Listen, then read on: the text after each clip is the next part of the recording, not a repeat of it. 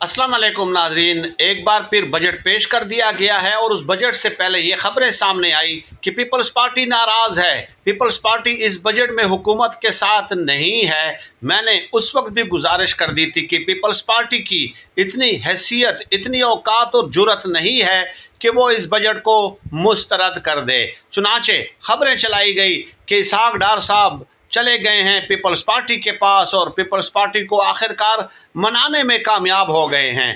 Peoples party मान गई, लेकिन उसके बाद आपने देखा कि बिलावल जरदारी साहब जो हैं वो उन्होंने बजट सेशन से वॉकआउट कर लिया। जनाब, ये कौम की आंखों में धूल झोंकने के मुतरादिफ है। इसहाक डार और बिलावल दोनों रंगे हाथ पकड़े गए हैं। ये एक टोपी ड्रामा है जो कौम को बेवकूफ़ बनाया जा रहा है। इन दोनों में से किसी की ये जुर्रत नहीं है कि वो इस बजट को पेश वो कर सके, मुस्तरद कर सके। ये बजट कहाँ से